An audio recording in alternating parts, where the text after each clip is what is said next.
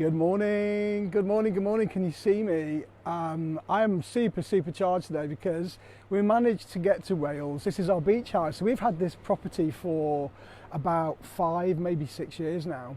And we've not been here for about a year because of lockdown. And so it's great to get back. I mean, what a beautiful place to be. The sun's going to be shining. It's quite cold, but it is an absolutely stunning place to be.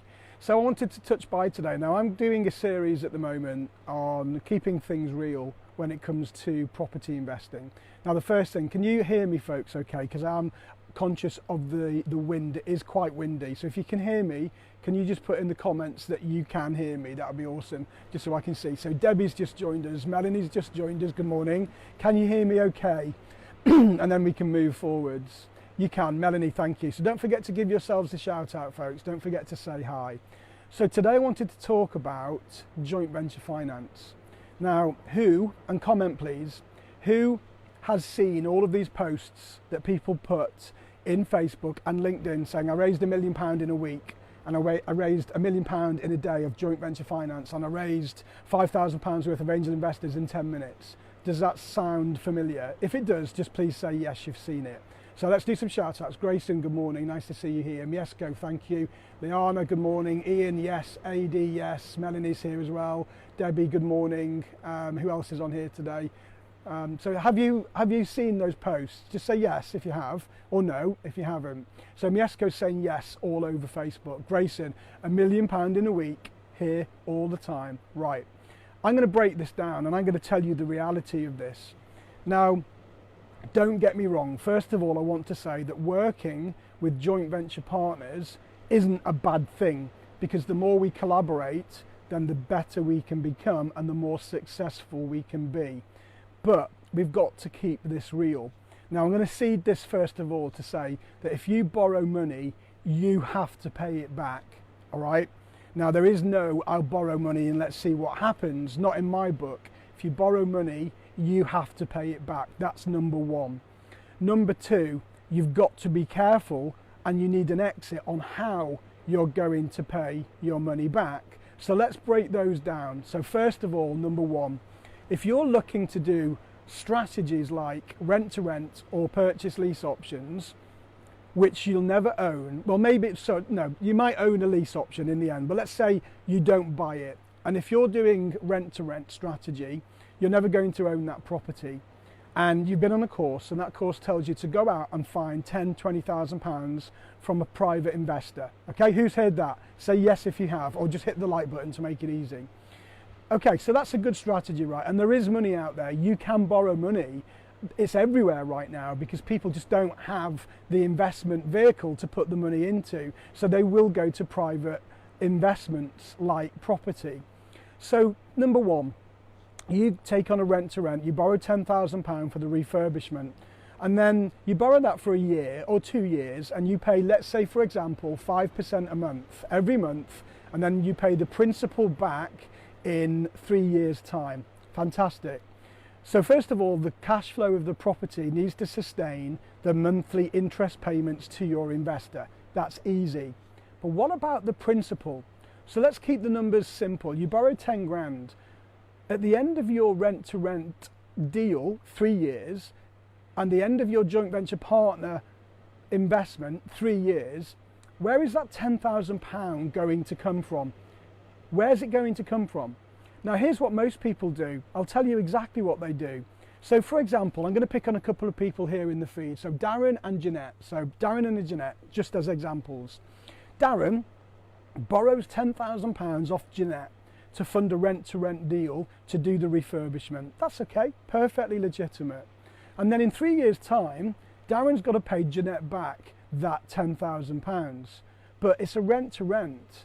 Now the property will not, I can tell you categorically, it won't give you enough to pay back the interest payments and the principal amount at the end. It's simply, and give you a lifestyle income.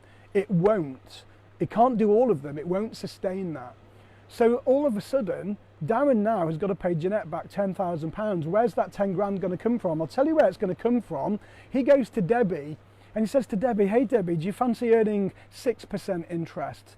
and I want to borrow £10,000. And Debbie says, yeah, fantastic, we'll do this over 2 years. So Debbie lends Darren £10,000 and Darren pays Jeanette back £10,000. So Jeanette's out the equation, but now Debbie's in the equation. But what happens in 2 years' time? Darren's got to pay Debbie back £10,000. So he goes to Louise and he says, hey Louise, how do you fancy earning 7% interest? Because the interest is going up now because he's desperate to get the money. So he borrows the money off Louise and then pays Debbie back. So all you're doing here is creating what effectively is a Ponzi scheme. Does this make sense?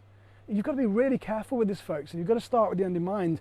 And whilst I think it's great that you've got to leverage and you've got to borrow money, but when it comes down to things like rent to rent, when you're never going to realise that asset at the end, you've got to pay this money back. And people don't teach this stuff. It's absolutely fundamental, because all of a sudden you're going to end up with hundreds of thousands of pounds worth of debt that you can't service. And I'm going to give you some strategies here on better ways to do this. So does this make sense? If it does, just say yes in the comments so I can see you, because I'm on my phone. It's obviously very difficult. I'm not on my computer today. So that's the first thing. Be really careful and start with the end in mind. Now, the better way of doing this, if you qualify, now there are companies out there and they're called asset finance companies, and they will enable you to borrow money. No, they won't. Let me just start that again. They'll enable you to refurbish a project. So if it's a rent to rent, they'll enable you to refurbish a rent to rent. They can even pay for the paint. They'll pay for the furniture, the white goods, the carpets, but not the labour. But all of that is the biggest expense. Now, you can do this on asset finance and you pay a monthly fee to lease all of the above. Now, because you're leasing it, you don't own it, then it becomes tax efficient as well, because you don't own the element, so you can claim some of it back on your tax. Now, at the end of the agreement, for one balloon payment, which is normally just 1 month's payment, then you get to keep it all. So you don't have to worry about paying Debbie and Jeanette and Darren and everybody back the £10,000 that you borrowed in the first place. It makes a lot more sense. Now, asset finance can be more expensive. You will pay more than 5-6% a month, but you get to keep it at the end and you don't have to worry about those balloon payments at the end. Now, when I started investing full time, and I don't mind telling you, I took all of this and was like, go and borrow money, go and borrow money, go and borrow money, go and borrow money, go and borrow money. So I did, and I got £300,000 on joint venture on investor finance. 300 grand. I couldn't sleep at night. Now, we paid everyone back, and we paid everyone back on time. And I can tell you that I don't like borrowing money. It's not something that sits well with me. So please have this in mind, folks. Don't turn it into a Ponzi scheme. Now, the first thing, if it's rent to rent, then great. You can do asset finance, okay? Now, if you're looking for lease options or purchases or BRR, then it will work.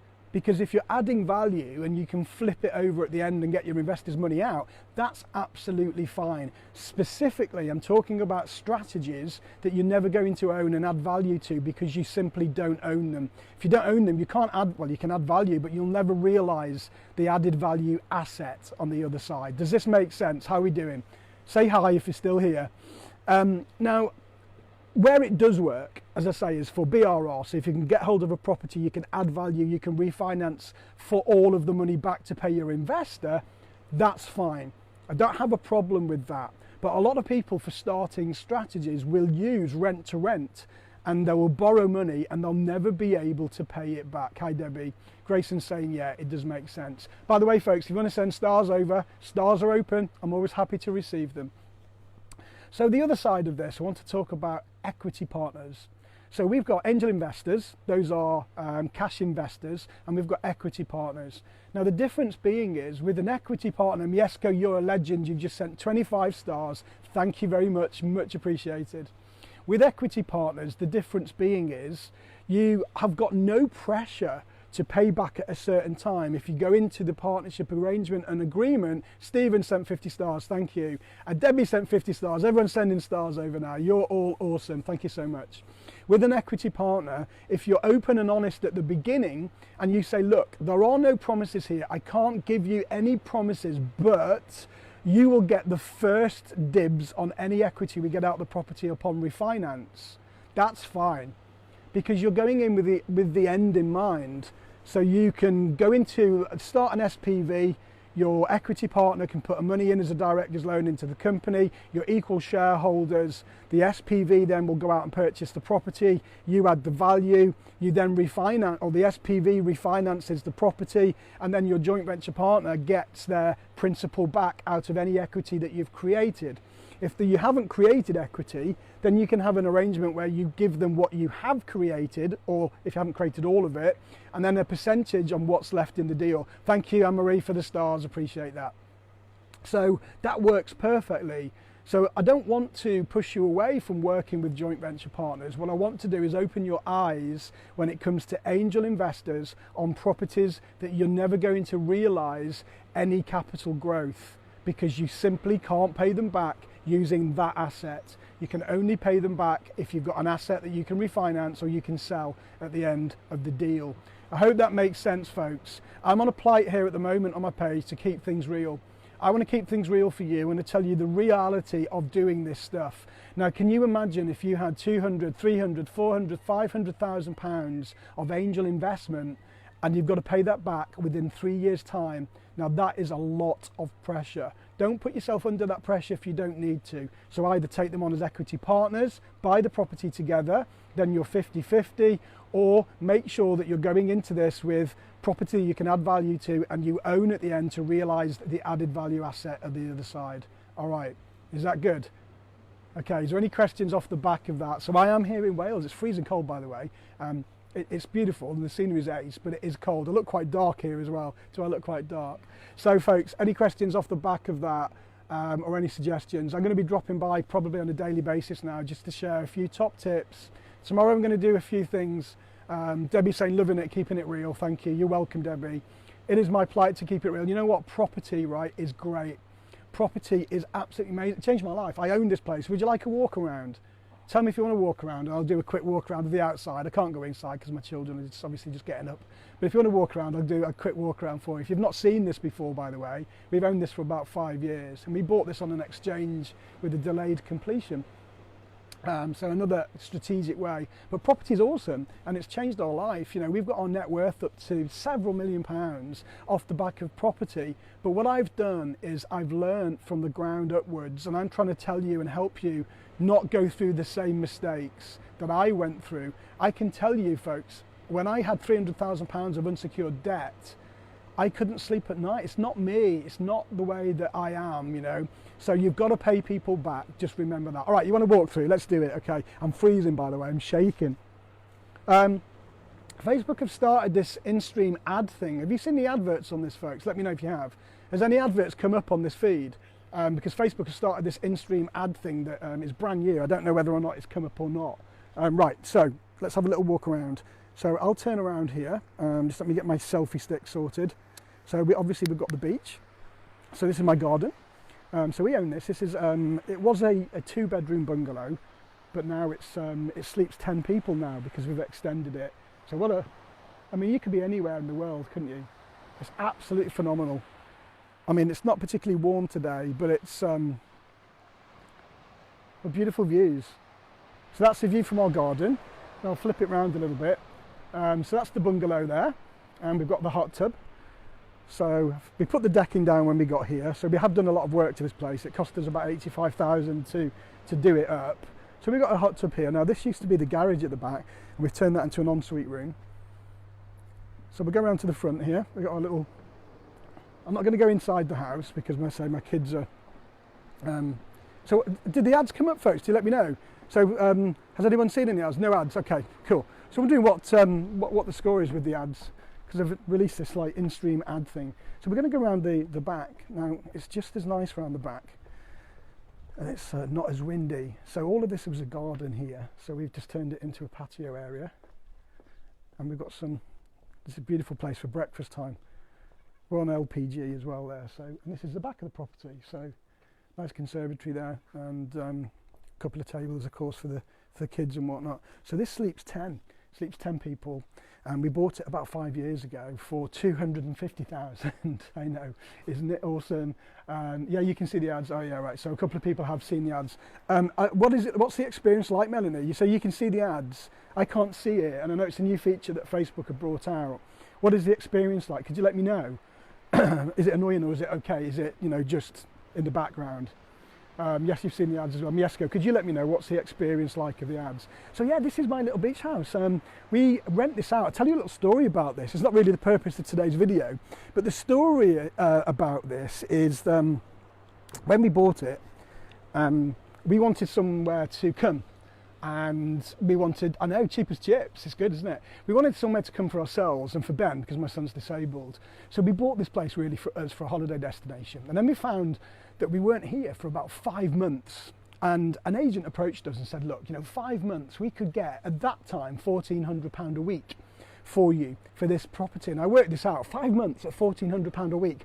Whoa! I really didn't want to rent it, but we did, and ever since, we make, well, now it's about £1,800 a week we charge for this place now, and it's always full. It's fully booked all year round, apart from COVID, of course.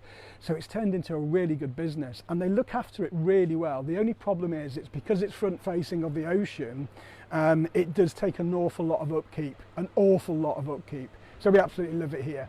So that's my little tips today. If you want to donate some stars, that'd be fantastic, thank you. Don't worry if you don't, but if you do find it useful, the stars button's on. It costs 1 cent per star. And that's my tips today on joint venture finance. I hope that made sense, folks. And I don't want to stop you from bringing partners in, because partners and collaboration is a great way to grow.